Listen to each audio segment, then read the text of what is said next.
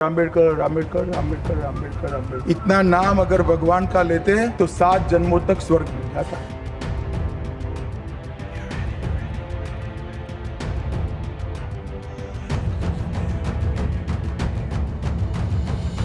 कहते हैं कि सियासत वो नहीं जो दिखाई दे, सियासत तो वो है जो पर्दे के पीछे छुप कर हो,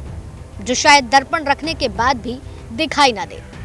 अंबेडकर विवाद को भी हवा कुछ इसी तरह मिल रही है। इस मुद्दे पर कांग्रेस आक्रामक हुई तो सीधे उसने सूखे पड़े जंगल की चिंगारी डालने का जैसा काम किया और अब हर पार्टी ने आग की तरह इस मुद्दे को पकड़ा है और पूरी तरह जंगल में फैलाने की यानी कि देश में फैलाने का काम शुरू कर दिया है। आए दिन हर पार्टी के लोग केंद्र सरकार को घेरने के लिए सड़कों पर उतर रहे हैं, प्रदर्शन कर रहे हैं, लेकिन सियासत में यह भूलते जा रहे हैं कि क्या वाकई बाबा साहब अगर जिंदा होते तो इनका साथ देते या इस विचारधारा के खिलाफ लड़ते।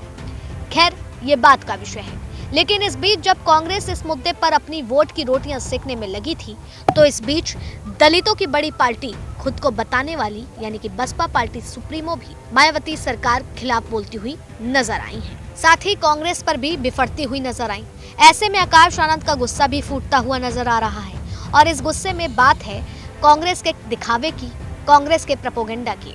ये हम नहीं, खुद आकाश आनंद कहते हुए नजर आ रहे हैं। उन्होंने एक ट्वीट के माध्यम से कांग्रेस को उसी के मुद्दे पर कटघरे में खड़ा करने का काम कर दिया है। बता दें कि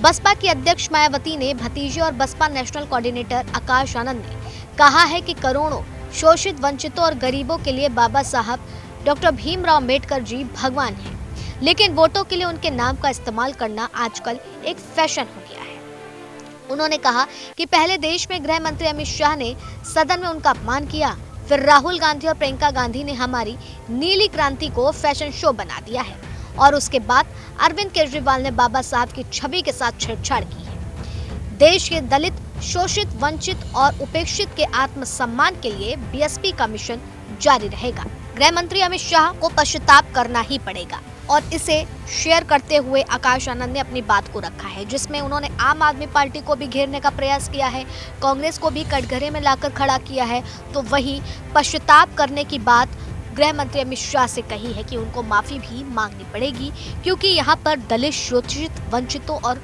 उपेक्षितों के आत्मसम्मान को ठेस पहुंची है। वहीं आपको बता दें कि 17 दिसंबर को सदन के भीतर गृह मंत्री अमित शाह ने अंबेडकर की बात रखते हुए कांग्रेस को घेरने का काम किया था, मगर कांग्रेस ने उनकी बातों को पकड़कर और बाबा साहब का अपमान करने के आरोप लगाते हुए सरकार को घेरने का काम किया और फिर उसके बाद से चर्चा तेज हुई और जब चर्चा तेज हुई तो अपमान का बदला लेने के लिए सदन के भीतर राहुल गांधी नीले रंग के वस्त्र पहनकर और प्रियंका गांधी भी नीले रंग की साड़ी पहन करके सदन पहुंच जाती हैं, जिसके बाद आकाश आनंद का गुस्सा बिफर पड़ता है और वो ये बात कहते हुए नजर आते हैं कि हमारी नीली क्रांति को लोगों ने फैशन शो बना करके रख दिया है। तो क्या आप भी इस बात से सहमत हैं और क्या वाकई अंबेडकर के प्रति जो आज तमाम पार्टियां प्रदर्शन करती हुई नजर आ रही हैं वो सही है या फिर गलत?